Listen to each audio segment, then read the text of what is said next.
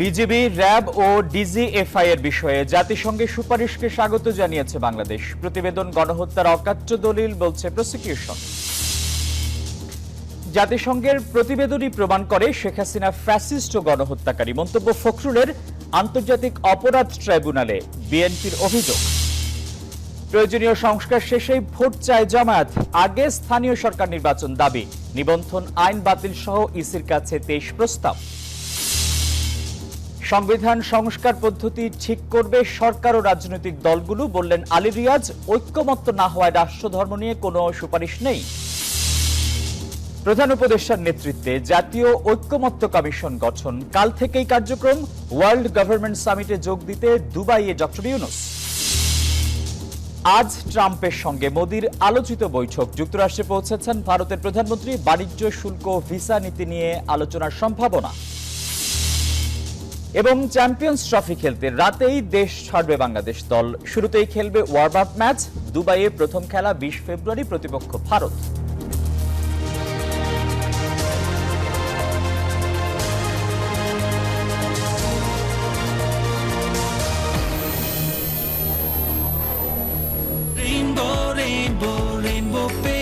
Rainbow Paints, the color of joy. সবাইকে স্বাগত জানাচ্ছি নিউজ 24 সংবাদে। আপনাদের সঙ্গে আছি আমি আসিফ টিপু। দেখছিলেন সংবাদ শিরোনাম। শব্দের আরেক নাম, একদম ইউনিক স্ট্রাকচারাল ডিজাইনের কসমিক ডোর। এর ওয়াল থিকনেস ও রিপ থিকনেস বেশি থাকা থেকে 50 বছরেরও বেশি। কসমিক ডোর, নিশ্চিন্তে 50 বছর। এবারে বিস্তারিত। র্যাব, বিজিবি এবং ডিজিএফআই এর বিষয়ে জাতিসংঘের প্রস্তাবকে সরকার সমর্থন ও স্বাগত জানিয়েছে বলে জানান স্বরাষ্ট্র উপদেষ্টা জাহাঙ্গীর আলম চৌধুরী। বলেন, বিষয়টি নিয়ে আলোচনা করে পরবর্তী সিদ্ধান্ত নেওয়া হবে। সকালে সচিবালয়ে বিদেশি নাগরিকদের জন্য ট্রানজিট ভিসা আবেদনে অনলাইন কপি উদ্বোধন এবং পাসপোর্ট ভেরিফিকেশন সহজীকরণ কার্যক্রমের উদ্বোধন শেষে একথা জানান তিনি। বলেন, এর ফলে বর্তমানে চুক্তি থাকা 14টি দেশের নাগরিকরা এখন থেকে বিমানবন্দরে 10 মিনিটে ভিসা পাবেন, যা আগে দীর্ঘ সময় লেগে যেত। 30 দিনের জন্য এই ভিসা দেয়া হবে। ইউরোপীয় ইউনিয়ন সহ যুক্তরাষ্ট্র, অস্ট্রেলিয়া সহ 14 দেশের নাগরিকরা এখন এই সুবিধা পান বলেও জানান উপদেষ্টা। আমরা চেষ্টা করব যেন পাসপোর্টের ইনকোয়ারিটা আমরা তো সবাই তো স্বাগতম জানিয়েছি। এটা আমরা তো এটা সবাই আমাকে সরকারের পক্ষ থেকে তো তাদের এটা ওয়েলকাম করা হয়েছে এবং তারা একটা ভালো কাজ করছে। তারপরে আমরা বসে আমরা একটা ডিসিশন নেব। জাতিসংঘের রিপোর্ট গণহত্যার অকাট্য দলিল হিসেবে আদালতে ব্যবহৃত হবে বলে জানিয়েছেন ট্রাইব্যুনালের চিফ প্রসিকিউটর তাজুল ইসলাম। দুপুরে ট্রাইব্যুনালের সংবাদ সম্মেলনে তিনি বলেন, জাতিসংঘের তদন্ত রিপোর্টে যেই 5টি বিষয়ে সংস্কারের কথা বলা হয়েছে, এরই মধ্যে সেসব সংস্কারের কাজ চলছে। ট্রাইব্যুনালের মৃত্যুদণ্ডাদেশ দেয়া না দেয়ার সম্পূর্ণ এখতিয়ার বিচারপতিদের। আরো বলেন, বিভিন্ন বাহিনীর মধ্য থেকে যারা জুলাই গণহত্যায় জড়িত ছিল তাদের বিচার করবে ট্রাইব্যুনাল। তবে তাদের চাকরিচ্যুত করার বিষয়ে সরকারকে পদক্ষেপ নিতে হবে।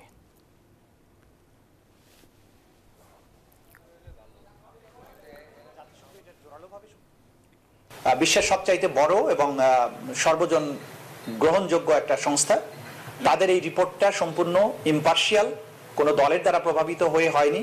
তারা আমাদের সাথেও কথা বলেননি, তারা অপরাধীদের সাথে কথা বলেছেন, ভিকটিমদের সাথে কথা বলেছেন এবং যেখানে কথা বলা দরকার সেগুলো সেই জায়গায় কথা বলেছেন। সুতরাং এটা অকাট্য দলিল প্রমাণ হিসাবে এই আদালতে ব্যবহার করা যাবে এবং সেটা আমরা ব্যবহার করব বলে আপনাদের জানাচ্ছি। এই যে আমার ব্যাংক আরএফএল গ্যাস স্টোভ, এর সায়েন্টিফিক নজল আর ব্রাশ বার্নার তাপকে সমানভাবে ছড়িয়ে খরচ বাঁচায় 25%। আরএফএল গ্যাস স্টোভ নিরাপদ ও গ্যাস সাশ্রয়ী। 304 ফুড গ্রেড স্টেইনলেস স্টিলে তৈরি, যা নিশ্চিত করে জংবিহীন সিঙ্কের আজীবন নিশ্চয়তা। আরএফএল কিচেন সিঙ্ক, স্বাস্থ্যকর কিচেনের চিরস্থায়ী সমাধান। শেখ হাসিনা ফ্যাসিস্ট এবং গণহত্যাকারী, তা জুলাই বিপ্লব নিয়ে জাতিসংঘের প্রতিবেদনে প্রমাণিত হয়েছে। গুলশানে সংবাদ সম্মেলনে মন্তব্য করে বিএনপি মহাসচিব বলেছেন, গণহত্যার দায়ে শেখ হাসিনাকে ভারত থেকে ফিরিয়ে এনে বিচার নিশ্চিত করতে হবে। আওয়ামী লীগ নিষিদ্ধ হবে কিনা সে বিষয়ে জনগণ সিদ্ধান্ত নেবে বলেও মনে করেন তিনি। ভোটের আনুপাতিক হারে আসন এবং জাতীয় সংসদের আগে স্থানীয় সরকার নির্বাচন ব্যবস্থা বিএনপি মানবে না বলে সাফ জানিয়ে দেন বিএনপি মহাসচিব। সাইফুল ইসলামের রিপোর্ট। বিএনপি চেয়ারপারসনের গুলশান কার্যালয়ে ঢাকাস্থ ব্রিটিশ ভারপ্রাপ্ত হাইকমিশনার জেমস গোল্ডম্যানের সঙ্গে বৈঠক করেন মির্জা ফখরুল ইসলাম আলমগীর। ঘণ্টাব্যাপী বৈঠক শেষে বিএনপি মহাসচিব জানান, দুই দেশের স্বার্থ সংশ্লিষ্ট বিষয় এবং আগামী নির্বাচন প্রসঙ্গে বৈঠকে আলোচনা হয়েছে। সাংবাদিকদের প্রশ্নের জবাবে মির্জা ফখরুল বলেন, জুলাই বিপ্লব নিয়ে জাতিসংঘের প্রতিবেদনে প্রমাণিত হয়েছে শেখ হাসিনা ফ্যাসিস্ট এবং গণহত্যাকারী। শেখ হাসিনা ও তার দোসরদের বিচার নিশ্চিত করার দাবি জানান তিনি। এটা প্রমাণিত হয়ে গেছে যে হাসিনা একজন ফ্যাসিস্ট এবং তিনি এই দেশের মানুষের অত্যাচার করেছেন, নির্যাতন করেছেন, গণহত্যা করেছেন। তাকে অবিলম্বে আমরা আজকে এখান থেকে চাইবো যে ভারত সরকার তাকে ফেরত দিয়ে বাংলাদেশ সরকারের হাতে দেবে এবং তাকে এখানে বিচারের আওতায় নিয়ে আসা হবে। কোনো রাজনৈতিক দলকে নিষিদ্ধ করা থেকে বিরত থাকতে জাতিসংঘের পরামর্শ বিষয়ে মির্জা ফখরুল বলেন, কোনো দল রাজনীতি করতে পারবে কি পারবে না সে বিষয়ে সিদ্ধান্ত নেবে জনগণ। কোন পার্টি নিষিদ্ধ হবে, কোন পার্টি কাজ করবে, কোন পার্টি কাজ করবে না, পিপল উইল ডিসাইড। যে মানুষ নির্ধারণ করবে যে কোন পার্টি থাকবে কি থাকবে না, কোন পার্টি নির্বাচন করবে কি করবে না। আনুপাতিক হারে নির্বাচনের ব্যবস্থা ও জাতীয় সংসদ নির্বাচনের আগে স্থানীয় সরকার নির্বাচনের বিপক্ষে দলের অবস্থান তুলে ধরেন তিনি। এটা আমরা পুরোপুরি বিরোধী, অত্যন্ত একেবারে জোরালো ভাবে বিরোধী। আনুপাতিক হারে নির্বাচনের কোনো ব্যবস্থাকে আমরা সমর্থন করবো না, কারণ এখানকার মানুষের তো অভ্যস্ত না। আয়নাঘর প্রসঙ্গে বিএনপি মহাসচিব বলেন, ক্ষমতায় টিকে থাকতে সচেতনভাবে আওয়ামী লীগ আয়নাঘর তৈরি করে মানবাধিকার লঙ্ঘন করেছে। Saiful Islam, news 24, Dhaka. July August গণহত্যায় শেখ হাসিনাকে প্রধান আসামি করে আন্তর্জাতিক অপরাধ ট্রাইব্যুনালে অভিযোগ দিয়েছে বিএনপি। দলটির দাবি, অভ্যুত্থানে নিহত হয়েছেন তাদের 848 নেতাকর্মী। বৃহস্পতিবার সকালে অভিযোগ দায়ের করার কথা জানান বিএনপির মামলা বিষয়ক তথ্য সেলের সমন্বয়ক সালাউদ্দিন খান। আসামি 500-র বেশি। তাদের মধ্যে আছেন সাবেক স্বরাষ্ট্রমন্ত্রী আসাদুজ্জামান খান কামাল, সাবেক আইনমন্ত্রী আনিসুল হক সহ পুলিশের ঊর্ধ্বতন কর্মকর্তারা। বিভিন্ন তথ্যপত্র সহ 84টি মামলার এজাহারের কপি ট্রাইব্যুনালে দাখিল করেছে দলটি। এছাড়া পত্রিকার ছবি, অডিও এবং ভিডিও জমা দেওয়া হয়েছে। এই মামলায় আছে এই সাবেক স্বৈরাচার সরকারের প্রধান, ভোটার বিল প্রধানমন্ত্রী, সাবেক স্বরাষ্ট্রমন্ত্রী, আইনমন্ত্রী এবং তথ্যমন্ত্রী সহ যার শিক্ষামন্ত্রী সহ পুলিশের সদস্য। আপনারা জানেন এই গত কয়েক মাসে যে আমরা মামলাগুলো বিভিন্ন থানায় করেছি, বিভিন্ন জেলায় করেছি, একটি আসামিও তারা গ্রেফতার করতেছে না। তারা অজুহাত দেখাচ্ছে যে আমরা তদন্ত করছি। বিজলি কেবলস যে কোনো স্থাপনার বৈদ্যুতিক সংযোগকে রাখে নিরাপদ। এর স্ক্রিন কোটেড ইনসুলেশন সম্পূর্ণ ফায়ার রিটার্ডেন্ট, তাই বিজলি কেবলস নিজেই নিজেকে নেভায়। বিজলি কেবলস, নিরাপদ আজীবন। নিবন্ধন আইন বাংলাদেশের সংবিধানের সঙ্গে সাংঘর্ষিক, তাই সংস্কারের আগে নির্বাচন নয় বলেছেন জামায়াতে ইসলামের সেক্রেটারি জেনারেল মিয়া গোলাম পরওয়ার। বৃহস্পতিবার সকালে আগারগাঁওয়ে নির্বাচন ভবনে যায় জামায়াতের 4 সদস্যের প্রতিনিধি দল। নির্বাচন কমিশনারদের সঙ্গে বৈঠক করেন তারা, পরে কথা বলেন সাংবাদিকদের সঙ্গে। গোলাম পরওয়ার বলেন, সংস্কার ছাড়া নির্বাচন করলে তা অবাধ ও সুষ্ঠু হবে না। সংস্কার পূর্ণ করে সরকারের নির্দিষ্ট সময়ের মধ্যে নির্বাচন দিলে জামায়াতের কোনো আপত্তি নেই। নির্বাচনকে পেশি শক্তি থেকে মুক্ত রাখার আহ্বান জানান তিনি।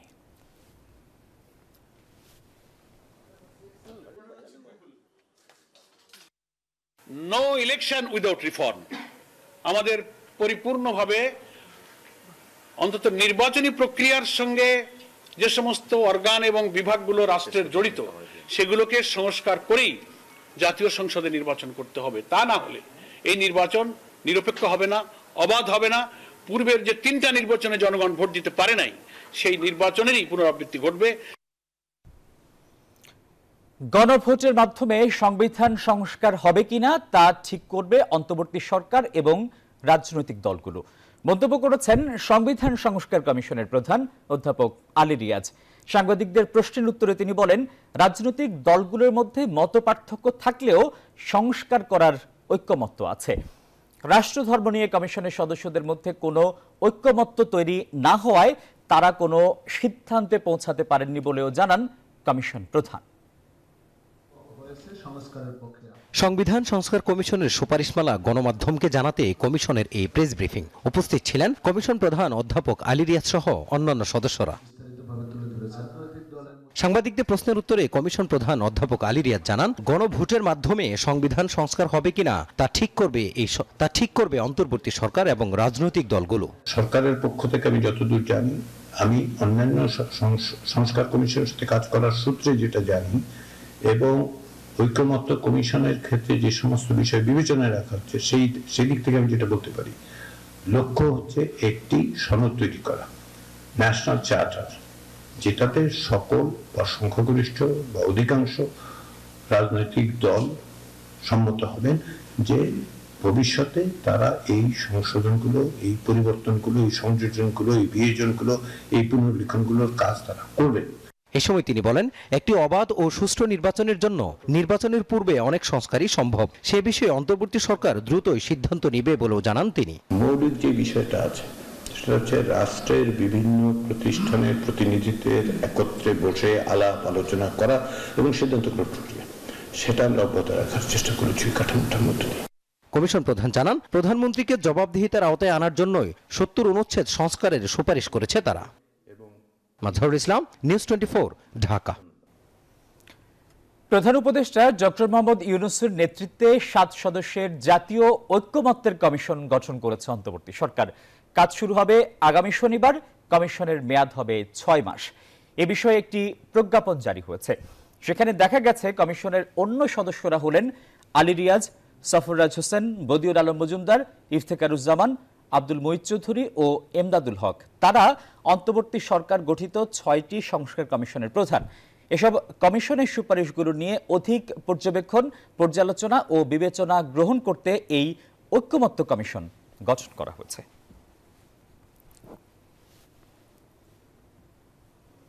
ওয়ার্ল্ড গভর্নমেন্ট সামিটে যোগ দিতে দুবাইয়ে পৌঁছেছেন অন্তর্বর্তীকালীন সরকারের প্রধান উপদেষ্টা ডক্টর মোহাম্মদ ইউনূস। বুধবার স্থানীয় সময় রাত 11টা 15 তিনি সেখানে পৌঁছান বলে জানিয়েছেন প্রধান উপদেষ্টার প্রেস সচিব শফিকুল আলম। বিমানবন্দরে তাকে স্বাগত জানান সংযুক্ত আরব আমিরাতের ক্রীড়ামন্ত্রী আহমেদ বেলহোল আল ফালাসি। এ সামিটে অংশগ্রহণের জন্য প্রধান উপদেষ্টাকে ধন্যবাদ জানান তিনি। উভয় নেতা দুই দেশের মধ্যে ক্রীড়া ও সাংস্কৃতিক ক্ষেত্রে সম্ভাব্য সহযোগিতা বিনিময় সহ পারস্পরিক স্বার্থ সংশ্লিষ্ট বিষয় নিয়ে আলোচনা করেন।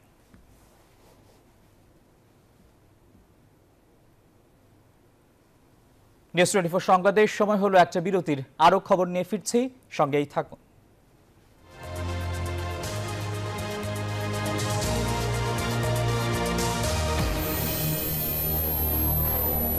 এলো instant milk powder happy cow, যেমন সাশ্রয়ী তেমনি পুষ্টিগুণে ভরপুর।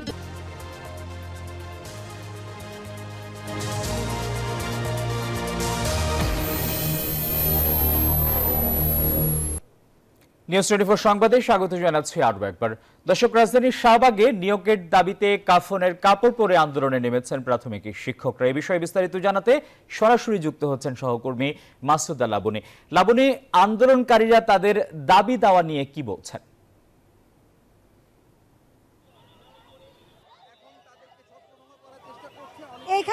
এখানে কিন্তু দাবি দাওয়া নিয়ে ঠিক 1:30টার সময় নারী শিক্ষক যারা আছেন তারা এই সড়কে অবস্থান নেন।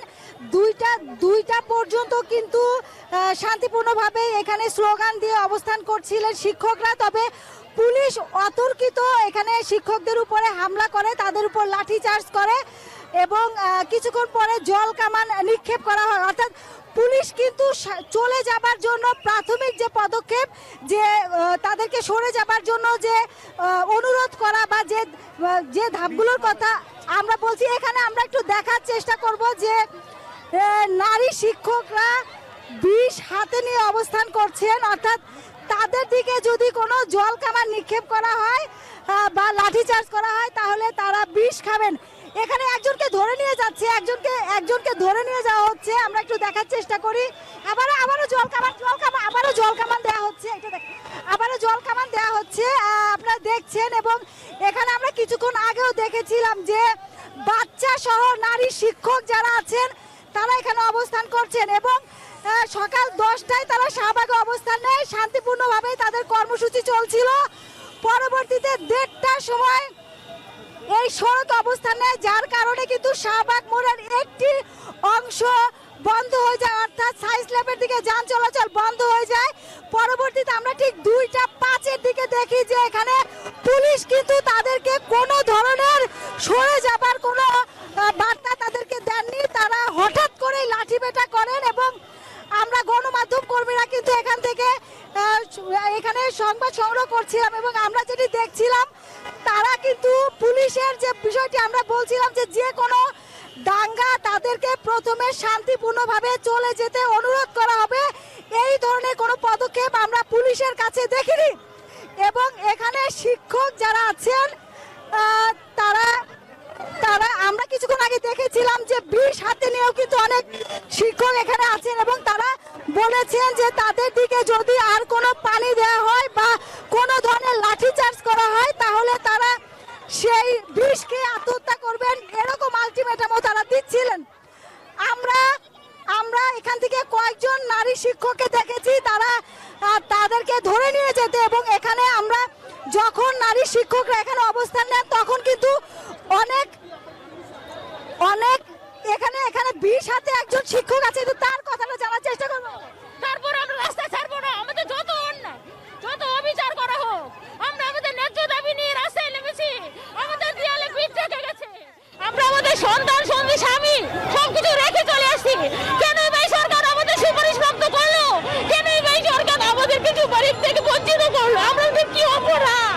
এই শিক্ষক এখানে বিষ হাতে অবস্থান করছেন এবং আমরা সন্তানকে কাঁধে নিয়েও অনেককে দেখেছি যারা এখানে যে বলছিলেন যে আজকের মধ্যেই তাদের যে দাবি সেই দাবিটি মেনে নিতে হবে। এবং আমরা আরেকটি বিষয় লক্ষ্য করেছি যে এখানে নারী পুলিশ সদস্যদের অনেক মোতায়েন করা হলেও কিন্তু এখানে লাঠিচার্জ করতে দেখেছি পুলিশ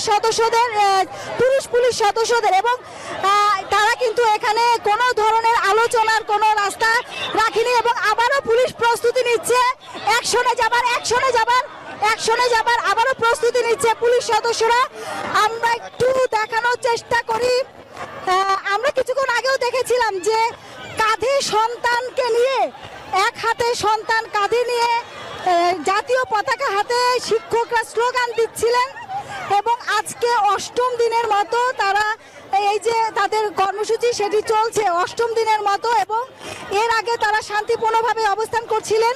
এখানে যখন শিক্ষকরা শান্তিপূর্ণভাবে অবস্থান করেন তখন আমরা দেখেছি যে পুরুষরা ওখানে একটু দেখি এখানে কিন্তু নারী পুলিশ সদস্যদের আনা হয়েছে, তারপরও আমরা দেখেছি যে পুরুষ যারা আছেন তারা কিন্তু কয়েকজন নারীকে এখান থেকে ধরে নিয়ে গেছেন। অর্থাৎ এই ধরনের একটি বিশৃঙ্খলার ক্ষেত্রে যেটি হয় যে তাদেরকে শান্তিপূর্ণভাবে চলে যাবার যে বার্তা বা যে অনুরোধ সেটিকে আমরা পুলিশকে করতে দেখিনি। আমরা গণমাধ্যম কর্মীরা এখানে সংবাদ সংগ্রহ করছিলাম, পুলিশ অতর্কিত লাঠিচার্জ করতে দেখেছি আমরা এবং যারা বিষ হাতে এখানে অবস্থান করছেন তারা বলছেন যে তাদের দাবি যদি আজকে মেনে না নেওয়া হয় তাহলে তারা বিষ খাবেন।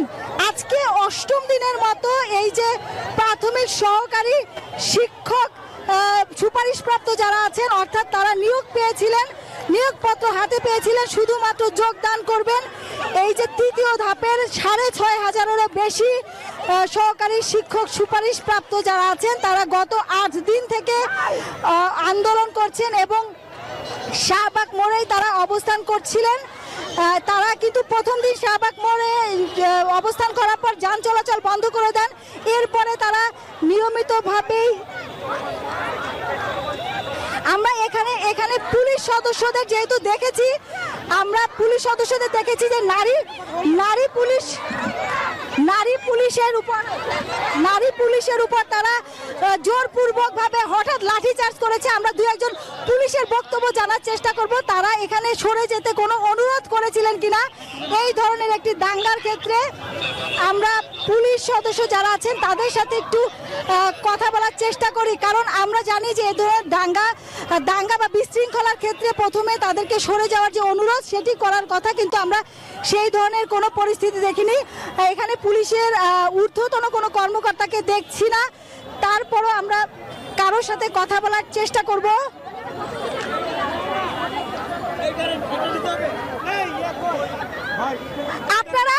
আপনারা এখানে জল কামান নিক্ষেপ করেছেন, তাদেরকে সরে যাবার কোনো অনুরোধ করেছিলেন কি? হ্যাঁ, অনেকবার অনুরোধ করছি, অনেকবার। Please please. গণমাধ্যম কর্মীরা এখানে ছিলাম, আপনারা অতর্কিত তাদের উপর হামলা করলেন, তাদেরকে সরে যাবার কোনো অনুরোধ আপনারা করেননি? আমরা গণমাধ্যম কর্মীরাও সেটি দেখেছি। এই ধরনের ক্ষেত্রে একটু বলবেন যে আপনারা কি তাদেরকে সরে যেতে কোনো অনুরোধ করেছিলেন? আমরা তাদেরকে সরে যেতে একাধিকবার অনুরোধ করেছি। তারা জাদুঘরের কয়েক ধরে অবস্থান করছে, এর আগেও তারা মরে আসছিল, তখন আমরা তাদেরকে পানি মেরে আমরা কিছু লোক ওদেরকে ধরছিলাম, তারপরে আমরা ছেড়ে দিয়েছি। তারা আর এখানে আসবে না কথা দিয়েছে, গতকাল থেকে তারা ওইখানে ছিল। আমরা বলেছিলাম আপনারা ওইখানেই থাকেন, মরে আসবেন না। তারপরে আমাদের এখানে নারী পুলিশ সদস্য থাকা সত্ত্বেও পুরুষ পুলিশদের দেখেছি নারী শিক্ষকদের ধরে নিয়ে যেতে, এটি কেন হলো? না, এটা কখনো এটাই হয় না। যদি তাই হয় তাহলে তো আমরা তো কখনো এদেরকে পুলিশ সদস্য দিয়েই সরিয়ে দিতাম, কিন্তু আমরা করতেছি না। আমরা শুধু নারীদের দিয়েই আমরা চেষ্টা করতে ওদেরকে এখান থেকে নিয়ে যাচ্ছি। এখানে দাঁড়িয়ে সংবাদ সংগ্রহ করছিলাম, আপনারা অতর্কিত লাঠিচার্জ। মাসুদুল আবুনি, আপনাকে ধন্যবাদ। দর্শক, রাজধানী শাহবাগ থেকে জানাচ্ছিলেন সহকর্মী মাসুদুল আবুনি। এই লাইভটি আপনারা সরাসরি দেখতে পারবেন নিউজ 24 ডিজিটালে।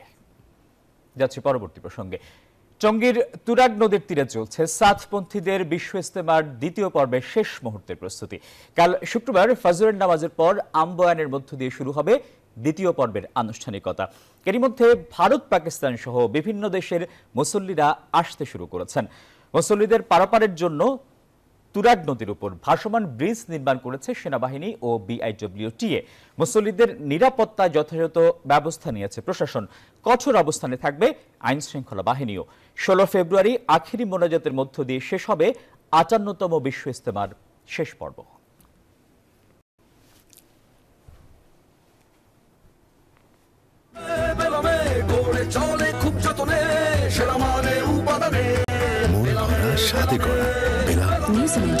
Excellence in quality. জানাবো খেলার সংবাদ। চ্যাম্পিয়ন্স ট্রফিতে অংশ নিতে দুবাইয়ের উদ্দেশ্যে আজ মধ্যরাতে দেশ ছাড়বে বাংলাদেশ। 20 ফেব্রুয়ারি ভারতের বিপক্ষে ম্যাচ দিয়ে টাইগারদের মিশন শুরু। রাত 1:30টায় বাংলাদেশের স্কোয়াডে থাকা পুরো দল দুবাইয়ের বিমান ধরবে। এরপর টুর্নামেন্টের মূল লড়াইয়ে মাঠে নামার আগে নাজমুল হোসেন শান্তের দল একটি প্রস্তুতি ম্যাচ খেলবে আরব আমিরাতে। চ্যাম্পিয়ন্স ট্রফির জন্য সবাই যখন ওয়ানডে খেলে নিজেদের প্রস্তুতি সেরেছে, সেখানে টাইগাররা বিপিএল এ নিজেদের তৈরি করেছে। তাই তো 17 ফেব্রুয়ারি দুবাইয়ে পাকিস্তান এ দলের বিপক্ষে প্রস্তুতি ম্যাচই ওয়ানডে ফরম্যাটে নিজেদের ঝালিয়ে নেয়ার একমাত্র সুযোগ।